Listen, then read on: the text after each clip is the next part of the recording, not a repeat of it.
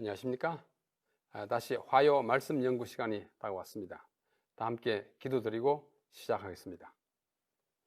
하나님 우리 아버지시여, 우리에게 생명의 말씀, 구원의 말씀을 주셔서 감사하오며 그 말씀 가운데서 우리가 구주를 밝히 발견할 수 있도록 특별히 가르쳐 주시고 또 표상해 주셔서 감사합니다.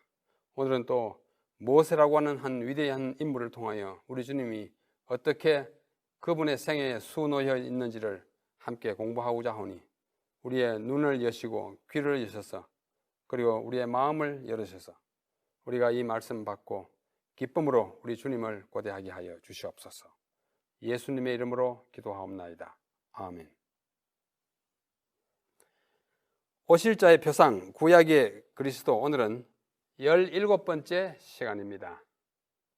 상당히 세월이 많이 지났죠 벌써. 오늘은 모세, 제목을 모세 위대한 구원자와 선지자라는 제목으로 그분의 생애에 나타난 우리 주님의 모습을 살펴보고자 합니다. 우리는 창세기를 일단 좀 뒤로 하고 출애굽기에 들어갔습니다. 지난 시간부터. 이 출애굽기에는 인간이 어떻게 구원을 받는지 창세기보다는 더 구체적으로 우리에게 제시하고 있습니다. 거기에는 아주 중요한 두 인물이 있고 또 두 가지 사실 또는 사항이 있습니다. 두 인물은 바로 모세와 그의 형 아론이에요. 한 분은 지도자요 선지자이고 한 분은 제사장입니다. 또 두 가지 아주 위대하고 중요한 사물은 뭔고 하니 율법과 그 다음에 성소입니다. 그래서 출애굽기를 아주 요약 간추려서 말하자면 인물로서는 모세와 아론, 그 안에 내용으로서는 율법과 성소, 이렇게 말할 수 있습니다. 이 두 인물과 두 사물에도 구속과 관련된 심오한 아주 넓고도 깊은 진리가 표상되어 있습니다. 모세는 하나님의 종으로서 그의 백성을 구원해내는 구원자이고 또 그들을 인도하여 가나안 땅으로 데리고 가는 선지자 역할을 합니다. 아론은 그들의 죄악을 담당하면서 그 죄 문제를 해결해 주는 도움을 베푸는 제사장으로서의 역할을 하고 있으면서 각각 예수 그리스도의 중요한 국면을 이 인물들이 예표하고 있습니다. 또 출애굽기의 내용인 율법은 뭔가? 십계명과 이제 언약수로 간추려집니다만은 율법이란 구원을 받은 백성들이 당연히 지켜야 할 행동의 규범입니다. 그것이 구원의 조건은 아니지만은 구원받은 사람이 마땅히 지켜야 할 행동 규범이에요. 성소는 무엇인가? 이 성소에는 구속의 도리와 방법이 예시되어 있습니다.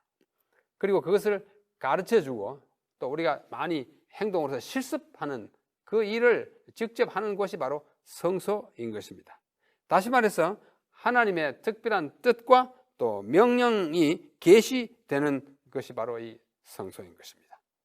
먼저 우리 모세의 생애를 살펴보겠습니다. 모세는 그의 출생 주변 상황이 예수님의 탄생 주변 상황과 매우 흡사합니다. 자, 그는 이국 땅 애굽에서 그렇게 두드러지지 않는 가문에 태어났습니다. 빛이 나는 가문이라고 해도 말이 될 거예요. 예수님도 영적인 애굽인 이 땅에서 변변치 못한 가정에 태어났습니다. 목수의 집에. 모세는 출생하자마자 애굽 왕 바로에 의하여 생명의 위협을 받습니다. 출애굽기 1장 15절로 2장 초반까지 보면은 그가 태어날 때는 이미 남자아이는 다 죽이도록 명령이 내려진 상황에서 태어나자마자 죽음이라고 하는 그 위협을 받는 상황이 있었습니다. 히브리인들의 신생아 중에서 남자아이는 다 죽이라고 출애굽기 1장 16절에 명령이 내려져 있습니다. 예수님께서도 이 땅에 탄생하셨을 때 당시의 왕인 헤롯으로부터 역시 생명의 위협을 받으셨습니다. 마태복음 2장 13절 이하에. 물론 모세는 명령이 먼저 내려 있었고 예수님은 탄생 후에 내려졌지만 죽이라고 하는 명령 내용에 있어서는 매우 흡사하거나 같은 것입니다. 베들레헴 일대의 신생아 중에서 사내 아이는 2살 아래로 다 죽이라는 명령이 그 사후에 떨어졌습니다. 이때 아이가 몇 명이나 죽었는지 성경은 기록하고 있지 않지만 유대인의 역사가 요세푸스라고 하는 분이 기록한 유대인 역사에 보면 이때 죽은 아이가 60명이라고 합니다. 예수님 탄생함으로 이 애꿎은 생명들이 다 희생된 거예요. 애굽에서도 히브리 남자아이를 다 죽이라는 아주 어려운 상황 가운데서 모세가 태어났고 예수님도 태어나자마자 이 살해의 위협을 받은 점이 얼마나 비슷한지요. 그러나 하나님의 특별한 가호로 모세는 죽음을 면하여 마침내 애굽의 궁정으로 들어가게 되고 뒤이어 그의 어머니도 유모라고 하는 신분으로 가서도 젖을 먹이고 키우는 하나님의 섭리는 참 놀랍습니다. 예수님께서도 하나님의 특별한 인도에 의하여 애굽의 영토로 피신합니다. 마태복음에 잘 기록되어 있습니다. 마태복음 2장 13절로 15절의 말씀입니다. 제가 한번 읽어보겠습니다. 주의 사자가 요셉에게 현몽하여 가로되, 주의 사자는 천사, 하늘에서 보내심을 받은 천사죠. 요셉, 예수님의 족보상의 아버지 요셉입니다. 그에게 꿈에 나타나서 말하기를 헤롯이 아기를 찾아 죽이려 하니 일어나 아기와 그의 모친을 데리고 애굽으로 피하여 내가 네게 이르기까지 거기 있으라 하시니 요셉이 일어나서 밤에 아기와 그 모친을 데리고 애굽으로 떠나가 헤롯이 죽기까지 거기 있었으니 그야말로 피신해 간 것입니다. 이는 주께서 선지자로 말씀하신 바 애굽에서 내 아들을 불렀다 함을 이루려 하십니다. 애굽에서 내 아들을 불렀다 하는 말은 호세아서에 있는 말씀이죠. 이스라엘 백성을 불러낸 것을 얘기합니다마는 마태복음의 기자 마태는 그것을 예수님이 애굽에 갔다 오는 것을 포함한 예언적 기별이라고 이해하고 있습니다. 그 말을 이루려는 듯이 예수님이 태어나자마자 애굽으로 피신했다가 나중에 돌아오는 이 예언의 성취를 본다고 말씀하는 것입니다. 이었고 바로의 딸, 애굽의 왕의 딸 공주죠. 나일강에서 건져온 아이의 이름을 모세라 그렇게 칭하지 않습니까? 모세는 그 난해주에 보면은 건져냄이라고 되어 있습니다. 모세, 아마 애굽의 그 어원을 둔 말이 아닌가 생각합니다. 건져냈으니까, 강에서 건져냈으니까 건져냄이라고 그래, 모세라고 그래 했어요. 물론 이것은 모세를 물에서 건져냈기 때문에 붙여진 이름이 하지만은 그 아이가 하나님의 계획에 의하여 장차 자기 백성을 애굽의 속박으로부터 또 건져낼 사람이잖아요. 건져낼 사람이에요. 하나님이 그를 그렇게 사용하시는 것입니다. 이 사명을 감당할 것을 예측하게 하는 뜻깊은 이름이라고 생각이 됩니다. 이러한 사실은 예수님이 생애에서 다음과 같은 말씀이 아주 그 짝을 이루는 그런 것을 느끼게 됩니다. 마태복음 1장 21절, 예수님이 태어나기 전에 잉태된 예수님에 대하여 그 부모에게 이렇게 말씀하십니다. 아들을 낳으리니 이름을 예수라 하라.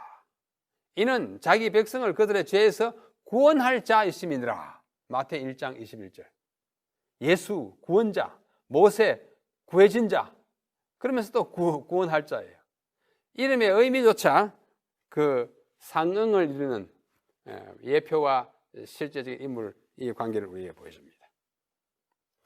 둘째로 모세의 사명과 그 성품을 잠시 생각해 봅시다. 이것도 예수님을 얼마나 닮았는지요. 모세는 하나님께로부터 아주 무거울 정도로 아주 막중한 사명을 위탁받았습니다. 다시 말해서 애굽에서 바로의 잔혹한 억압을 받고 있는 그의 백성을 구출해서 가나안으로 데려갈 책임을 부여받았습니다. 구원해내는 책임입니다. 이 쉬운 일이 아니에요. 억압하는 왕이 있고 군대 조직이 있는 그 나라에서 자기 백성을 다 뽑아내서 도망오는 것은 인간의 힘으로는 상상할 수 없는 일입니다. 아무런 군대 조직도 없고 무슨 비축된 양식을 가지고 있는 것도 아니고 참 어려운 상황입니다. 예수님께서도 하나님께로부터 아주 중차대한 사명, 곧 온 인류를 이 영적인 애굽인 이 땅에서 마귀의 속박으로부터 구원하여 하늘 가나안으로, 모세는 지리적인 가나안으로, 예수님은 하늘 가나안으로, 영적 가나안으로 데려가실 과업과 함께 이 땅에 보내주셨습니다. 마침내 모세는 이스라엘의 구원을 끈질기게 방해하는 그 나라의 왕 바로, 이 바로의 여러 가지 공작과 기만을 아주 다 당해가면서 또 그것을 또 능가하고 위협하는 하나님의 방법을 통하여, 그 방법이 뭐예요? 10가지의 기적적인 재앙을 통하여 바로를 이기고 그 나라에게 그 많은 재앙을 당하게 하면서 마침내 백성을 이끌고 나오는 것입니다. 예수님께서도 이 땅에서 인류를 구원하시기 위해서 10가지보다 더 많은 이적과 기사로서 사탄의 권세를 꺾고 그에게 억눌린 사람들을 놓아주셨습니다. 모세가 자기의 백성을 바로의 억압에서 해방시켰듯이 모세는 유월절 예식을 행하도록 지시하셨습니다. 유월절 먹고 나가는 거 아닙니까? 예수님께서는 성만찬 예식을 명하셨습니다. 아주 관련이 깊은 것입니다. 모세는 자기의 백성의 구원을 위하여 신명을 바친 사람입니다. 자기 생애를 다 바쳤습니다. 그의 백성이 금송아지를 만들어 가지고 꽹과리 치고 경배하고 노래 부르는 그 엄청난 장면, 출애굽기 32장의 이야기입니다. 시내산 위에서 하나님이 써주시는 십계명 돌비를 가지고 내려오는데 보니까 꽹과리 치고 난리 법석을 하고 있습니다. 하나님이 모세를 내려보내시면서 네가 이끌어낸 그 백성이 부패하였느니라, 얼른 내려가 봐라, 그런 말씀을 듣고 내려오니까 과연 그렇게 되었어요. 그 들고 내려오던 하나님께서 친히 쓰신 십계명판을 막 던져서 부서지게 할 만큼 격분, 의분, 그 분을 사귀지 못해서 그렇게 하였습니다. 그러면서 그는 그 백성이 그렇게 멸망당하는 것을 원치 않았습니다. 32장, 출애굽기 32장 32절에 우리를 아주 감동시키는 그의 기도가 있습니다.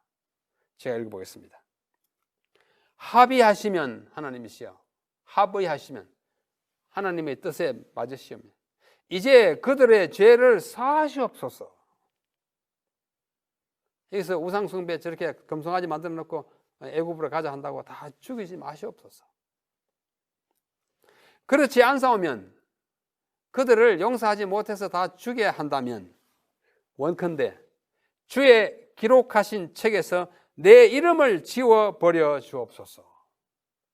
여러분, 감동적이 아닙니까? 그렇게 격분하여 막 야단을 쳤으면서도 그러나 그 영혼을 사랑하는 모세의 심정이 이 짧은 기도에 다 배어 있는 것입니다. 저들을 멸망시키기보다는 내 이름을 생명지었지 나를 멸망시켜 주십시오. 내가 멸망당함으로 그들이 살 수 있다면 차라리 내가 죽겠습니다. 예수님의 정신 아니고는 불가능한 것입니다.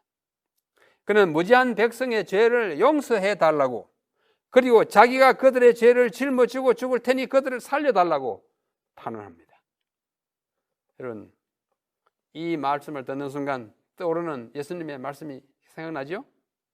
누가복음 23장 34절의 말씀입니다. 아버지여, 저희를 사하여 주옵소서. 자기의 하는 것을 알지 못함이니이다. 예수님의 십자가 위에서 기도합니까? 어쩌면 이렇게도 구구절절히 표현까지 갔습니까?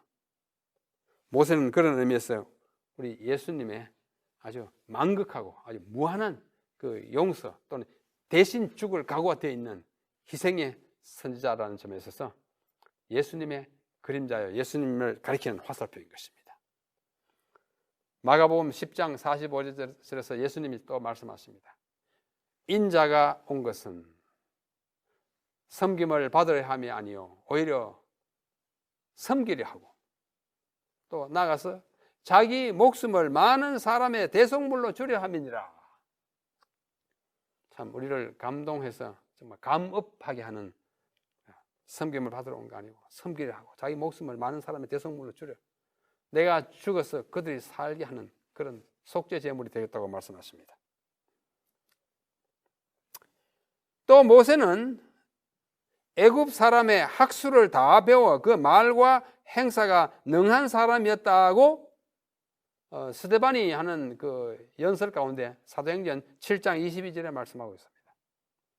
아주 학문에 능통하고 학수를 다 배웠고 말과 행사가 다 아주 능통한 그런 분이었다고 말합니다. 예수님도 골로새 2장 3절에는 그 안에는 예수님 안에는 지혜와 지식의 모든 보화가 감춰져 있다고 표현하였고 또 마태복음 7장 28, 29절에는 예수께서 산상설교를 다 마치시니까 무리들이 그 가르치시면 놀라가지고 이는 가르치는 것이 권세 있는 자와 같고 저희 서기관들과 같이 안해가지고 아주 놀랐다고 합니다. 그 학문의 뛰어남에 말의 감동에 그가 하는 모든 진지함이 사람들을 설득시킴에 그들은 감동을 받지 않을 수 없었다고 하는 표현입니다. 또 모세는 그 성품에 있어서 좀 급하긴 했어요. 모세가 참 급했습니다. 애굽에서 자기 동족 히브리인을 괴롭게 하니까 그 궁중에서 배운 아마 무슨 무술 탁 한번 했더니 애굽 사람이 죽었잖아요. 그 좀 이렇게 느긋하게 꾸짖어 드는데 그 왕궁에서 나왔으니까 한마디만 하면 잘못했다고 비고 가지 않겠습니까? 한번 보기 좋게 딱 했더니 죽었어요. 또 조금 전에 본 출애굽기 32장에서도 아무리 화가 난다 할지라도 하나님이 친히 써주신 돌비를 던져가지고 박살을 내다니 어지간한 급한 성격의 소유자 아니면 이렇게 못하죠. 그게 어디라고 그렇게 합니까? 또 나중에 어떻게 했습니까? 백성들이 막 원망하고 저기 민수기 20장에 가보면 물 내라 뭐내라고 막 난리치니까 하나님이 그래 물 가서 명하면 돼 가서 명해라. 근데 얘가 화가 얼마나 났는지 가서 명하지 않고 꽝꽝 2번 치지 않았습니까? 정말 모세 성격이 급해요. 하나님은 성격 급한 사람들 사용하시는 것 같습니다. 혹시 우리 지도자들 가운데 조금 급한 사람이 있더라도 모세 같구나 이렇게 이해하시기 바랍니다. 그러나 그 모든 과정을 통해서 그는 그래도 자기 본심으로 돌아왔을 때는 굉장히 온유하고 너그럽고 백성들이 봤을 때 막 멱살을 잡고 돌로 칠 것 같았다. 그래도 오히려 무릎 꿇고 기도하는 온유한 사람이라고 말씀합니다. 여기 민수기 12장 3절에 아주 좋은 말씀 있지 않습니까? 그 성품이 정말 겸손하고 온유한 사실을 이 사람 모세는 온유함이 지면의 모든 사람보다 승하더라. 승하다는 말은 더 낫더라, 뛰어나더라. 원래 좀 급한 사람이 그 수많은 사람들을 이끌고 오면서 온갖 투정과 반역과 불순종과 데모와 이런 걸 참 그 온갖 성격을 다 죽여가면서 40년을 끌어온 그는 온유하지 않고는 할 수 없습니다. 정말 온유한 모세, 온 지면에 어떤 사람보다도 온유한 모세입니다. 예수님은 친히 말씀하십니다. 나는 마음이 온유하고 겸손하니. 그 유명한 마태복음 11장 28절로 30절을 말씀합니다. 나는 마음이 온유하고 겸손하니 나의 멍에를 메고 내게 배우라. 온유한 우리 주님의 모습입니다. 절대로 모세처럼 그렇게 화내지도 않고 예수님의 온유에 비하면 모세의 온유는 한 그림자에 불과합니다. 또 이 예수님에 대한 예언으로서의 예수님의 모습을 묘사한 스가랴 9장 9절에 보면 보라 내 왕이 내게 임하리니, 예수님이 임하는 것을 이렇게 표현합니다. 그는 공의로우며 구원을 베풀며, 그 다음 말씀, 겸손하여서 나귀를 타나니 나귀의 작은 것 곧 나귀의 새끼니라. 겸손해서 말 타고 탁 오지 않고, 나귀, 그것도 어린 나귀 새끼 타고 감람산에서 내려왔어요. 그러나 그 인간의 눈으로 보면 초라해 보이고 뭐 뒷골목의 행사 같지만은 우주적인 안목, 구원의 안목을 보면 그 나귀 타고 오는 것이 엄청난 의미를, 곧 예언을 성취하는 하나님의 구속의 역사의 장면인 것입니다. 마태는 그걸 남김없이 기록하는 것입니다. 그 다음에 우리가 세 번째로 생각할 것은 모세가 손을 들므로써 승리를 거두는 이야기입니다. 이스라엘 백성들을 이끌고 이제 홍해를 건너가지고 광야길을 가다가 맨 먼저 맞이한 아주 어려운 대상이 있었어요. 아말렉 사람들입니다. 출애굽기 17장이에요. 그죠? 그 물을 탁 갈라가지고 가는데 얼마나 훌륭한 일입니까? 굉장히 훌륭한 일이었어요. 그러나 앞에 가로놓인 그 사람들을 이겨낼 수가 없습니다. 왜? 아무도 뭐 무기를 가진 것도 없고, 또 우리가 뭐 훈련받은 병사도 없고, 그때 어떻게 했습니까? 그 르비딤이라는 곳에서 딱 손을 들고 있으면 어떻게 했습니까? 여호수아가 이끄는 군대가 아말렉을 치고 전진 해가지고 승리를 거두고, 이 어른이 연세가 80이 돼가지고 이렇게 팔이 아파 쳐집니다. 쳐지면 군대가 후퇴하고, 억지로 올리면 또 전진하고 내리면 또 후퇴하고, 이걸 반복하다 보니 모세가 손을 내리면 안 되겠구나 해가지고 양쪽에 한 사람씩 그 노인의 팔을 지켜 들어준 두 인물이 있지 않습니까?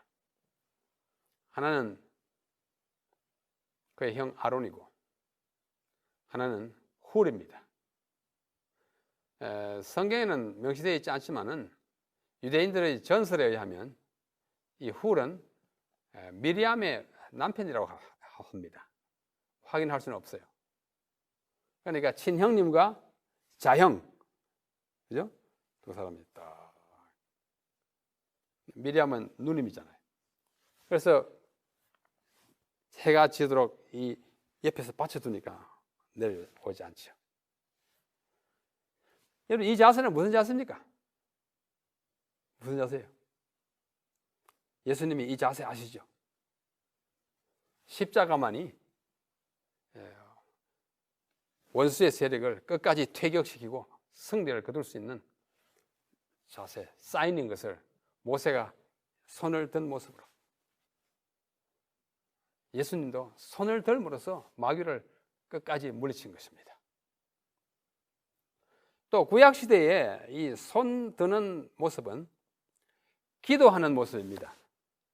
우리는 오늘 이렇게 기도하고 또 이렇게 기도하고 뭐 합니다만은, 구약시대는 이렇게 기도하지 않고 이렇게 기도했습니다. 오 하나님, 손을 들어 기도하는, 바울이 디모데에게 편지하면서 네 손을 들어 기도. 시편에도 시편 기자가 내가 손을 들어 주께 구한다고. 구약시대에 기도하는 자세는 손을 들어, 이게 간청하는 모습. 우리는 이거하고 좀 달랐어요.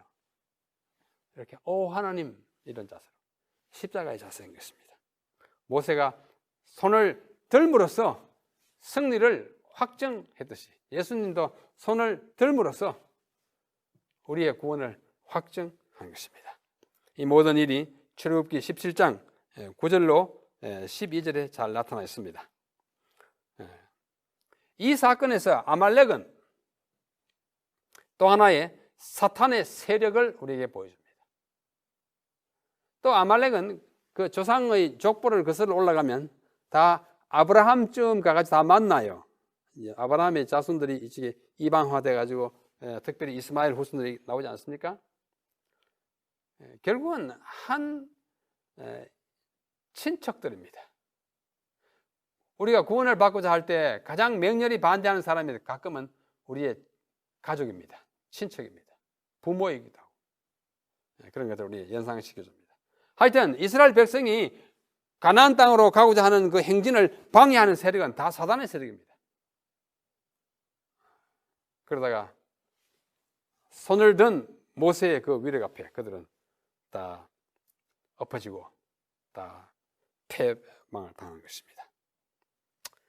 이와 같이 지팡이를 잡고 산꼭대기에서 두 손을 들고 있는 모세의 모습과 십자가에 달려 돌아가신 그리스도의 모습은 하나는 실체이고 하나는 그림자처럼 우리에게 느껴지는 것입니다. 네 번째는 이 모세가 문자 그대로 구원자였습니다. 이름이 건져냈다는 뜻이긴 하지만 이스라엘 백성을 진짜 건져냈잖아요. 조금 전에 말씀드린 아말렉을 완전히 부순 다음에 모세가 그 승리한 전쟁을 기념하기 위해서 단을 쌓았어요. 출애굽기 17장 15절에 단 쌓고 나서 그 단에다 이름을 붙이기를 여호와 니시, 뭐 히브리 말 비슷하게 이러면 야훼 니시 이렇게 했어요. 니시란 말은 나의 기라는 뜻입니다. 깃발. 히브리 말로 네이스가 기이고 니시 하면 나의 기. 여호와가 나의 깃발이다. 그 말은 무슨 말이에요? 이 깃발은 지금 승리의 깃발이에요. 여호와 하나님이 나의 승리의 깃발이다. 우리 하나님이 우리의 깃발이라면 이 깃발이 꺾일 수 있겠습니까? 없습니다. 패배할 수 있습니까? 안 됩니다. 후퇴하겠습니까? 안 됩니다. 멸절이 안 되는 거예요. 승리뿐이에요. 여호와가 내 승리의 깃발. 또 우리는 진짜 우리를 영원히 승리하게 하는 깃발은 십자가의 깃발이에요. 여호와의 깃발은 십자가의 깃발인 것입니다. 이 깃발 아래서 싸움을 하는 자들은 궁극적인 승전이 약속된 전쟁을 싸우고 있습니다. 우리가 그리스도인으로서 많은 전투에서 패할 수가 있어요. 내가 연약하고 또 시련이 너무 강해가지고 어떤 데는 주저물러 앉을 경우도 있지만은 전투에는 실패할지라도 전쟁은 반드시 승리합니다. 왜? 전쟁을 총책임지시는 사령관이 우리 십자가의 깃발을 드신 예수님이기 때문이에요. 우리가 6.25 사변 때 낙동강 전투에서 많은 희생자를 냈고 막 패해가지고 낙동강 전투까지 내려갔지만 결국 전쟁은 돌아올라가지고 유엔군의 도움으로 이기게 되지 않았습니까? 우리 개인은 혹 잠시 지는 전투의 패자는 될 수 있어도 우리의 사령관이시고 우리의 깃발인 여호와 우리의 니시 깃발인 이 선악간의 쟁투 전쟁은 승리가 보장된 전투이므로 우리는 이 전쟁의 승리자가 되게 될 것입니다. 모세, 그는 하나님의 백성을 이끌고 애굽을 떠나고 홍해를 건너 백성이 굶주릴 땐 하늘에서 만나를 내려주고 목마를 때는 반석에서 생수를 내어주고 온갖 장애물과 난관을 극복하며 그의 목숨이 다하기까지 그들을 보호하고 구원한 하나님의 위대한 구원자이십니다. 구원자예요.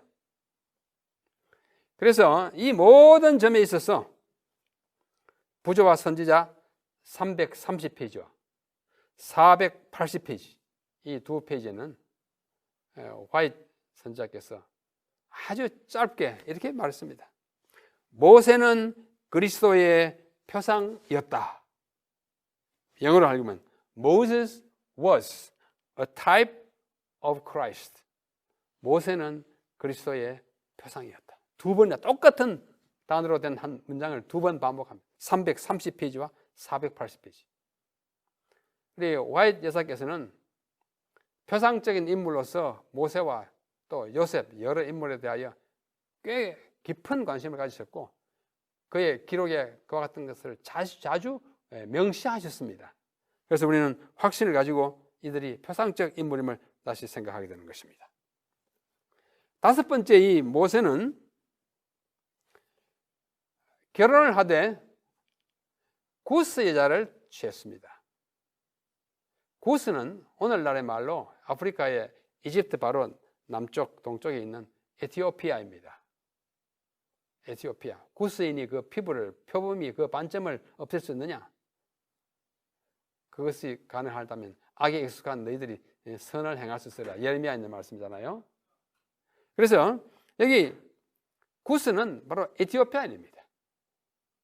근데 에티오피아는 애굽인들과 마찬가지로 검어요. 얼굴색이 흑이 검습니다. 얼굴이 좀 까무잡잡한 여인을 택한 것 같습니다. 여기 민수기 12장에 모세가 구스 여인을 아내로 취하였다 하는 말은 진짜 구스인이 아니고 구스인처럼 피부가 까만 사람을 그렇게 표현한 것으로 보입니다. 민수기 12장 1절 제가 읽겠습니다. 모세가 구스 여자를 취하였더니 그 구스 여자를 취하였으므로 미리암과 아론이 모세를 비방하더라. 동생이 장가를 갔는데 그 부인이 얼굴이 좀 검다고 그 형님과 누님이 지금 모세를 비방하고 나섰어요. 그게 비방할 일입니까? 쓸데없이 비방을 하고 나섰어요. 물론 그 배경이 좀 있긴 있어요.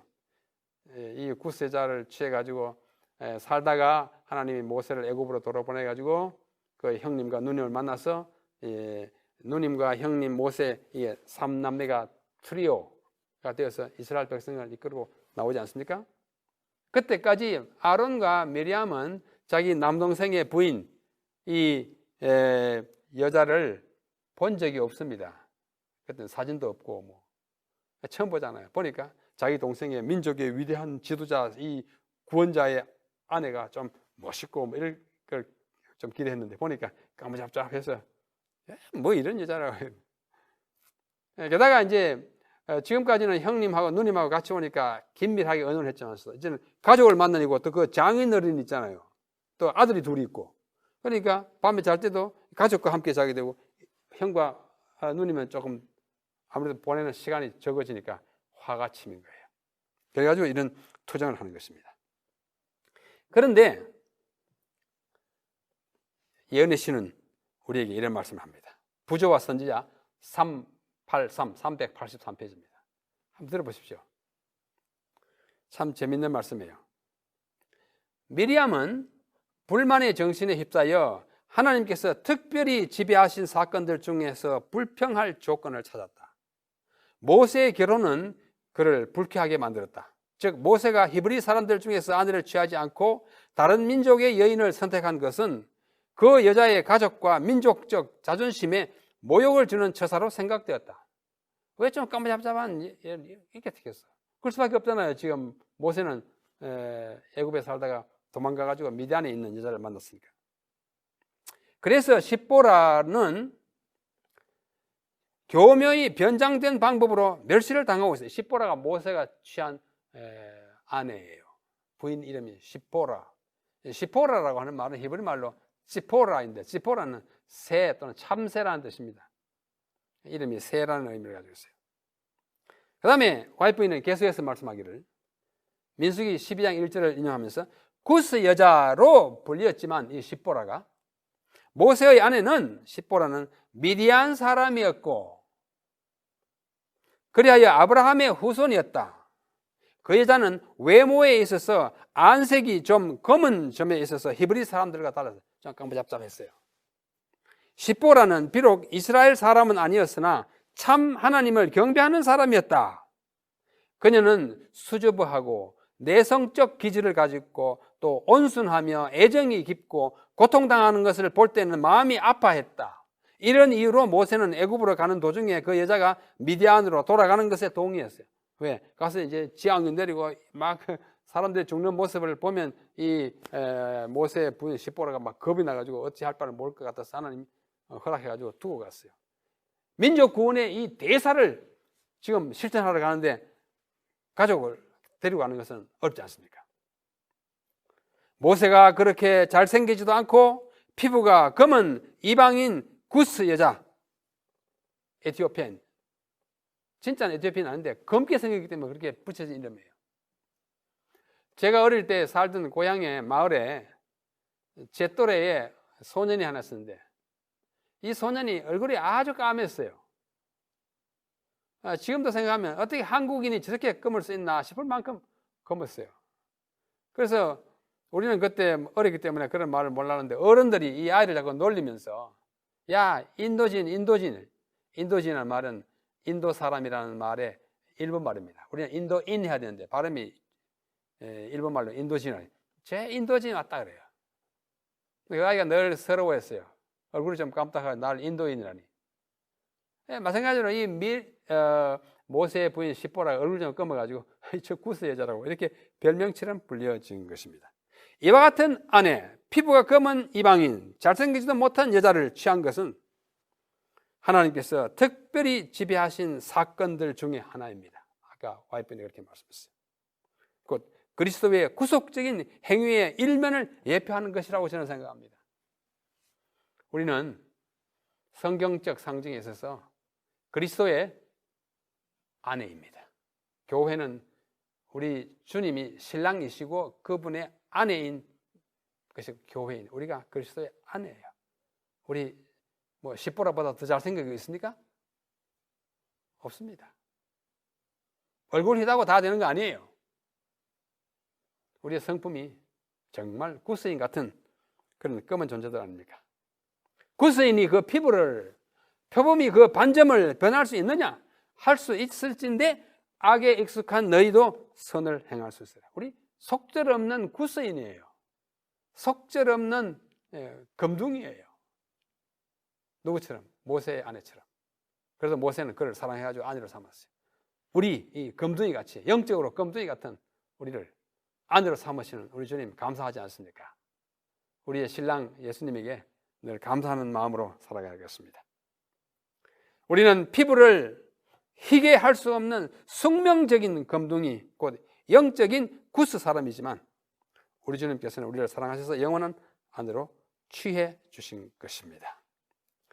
여섯 번째로 이 모세는요 아주 충성스러운 종이었습니다. 민수기 12장 7절에 내 종 모세는 온 집에 충성되었다 이렇게 말합니다. 굉장히 충성스러웠어요. 하나님께서 지시하는 것을 모두 다 따라했습니다. 성소를 지을 때도 내가 네게 보이는 대로 하라, 네가 보인 식양대로 하라, 그대로 다 했습니다. 여호와께서 모세에게 명하신 대로 하였다는 말이 출애굽기에 18번이나 나옵니다. 하나님이 지시하신 대로 했다. 몇 번요? 18번. 출애굽기 39장, 40장 보면 이것도 하나님이 시킨 대로, 이것도 시킨 대로, 대로 얼마나 충성스럽게 하셨는지 모세의 모습이에요. 예수님께서도 하나님의 아들이시지만 충성스러운 종처럼 자기를 보내신 아버지의 뜻대로 전적으로 그분이 시키시는 대로 행하십니다. 예수님 한 번은 말씀하십니다. 요한복음 14장 31절에 이렇게 오직 내가 아버지를 사랑하는 것과 아버지의 명하신 대로 행하는 것을 세상으로 알게 하려면, 아까 모세와 같잖아요. 명하신 대로 했다고 말씀하십니다. 또 히브리서 3장 5절 6절에는 이렇게 말씀합니다. 또한 모세는 장래에 말한 것을 증거하기 위하여 하나님의 온 집에서 사환으로 충성하였고, 모세는 또 그리스도는 그의 집 맡은 아들로 충성하였으니 둘 다 충성했다. 성경 참 재미있고 이상하지 않습니까? 제가 보니 참 희한해요. 이 이치가 참 희한한 것입니다. 모세가 충성했듯이 예수님도 충성스러운 종이었습니다. 7번째는 40일을 금식한 점에 있어서도 똑같습니다. 모세는 이 40이라는 숫자와 매우 인연이 깊습니다. 애굽에서 40년, 광야에서 40년, 그죠? 또 그 앞에 미디안에서 40년, 그래서 120년 살았죠.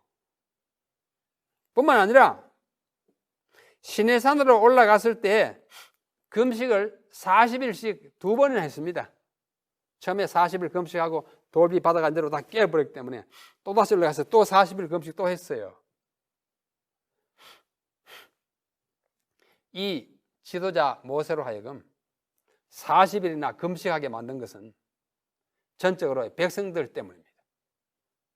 백성들이 영적으로 타락하고 지도자를 잘 따라 기다릴 줄 모르면 조급해서 엉뚱한 짓을 하고 금송아지로 우상을 만들고 꽹과리 치고 난리치면 지도자가 할 일은 40일 금식할 수밖에 없습니다. 이 연로한 지도자를 두 번씩이나 두 번째로 또 40일 금식하게 한 것은 참 안타까운 일입니다. 우리가 배워야 할 점이 참 많습니다. 출애굽기 24장 14절로 18절에 40일 40야를 그 위에 있으면서 물도 음식도 먹지 않았다고 합니다. 그 후에 또 그렇게 했습니다.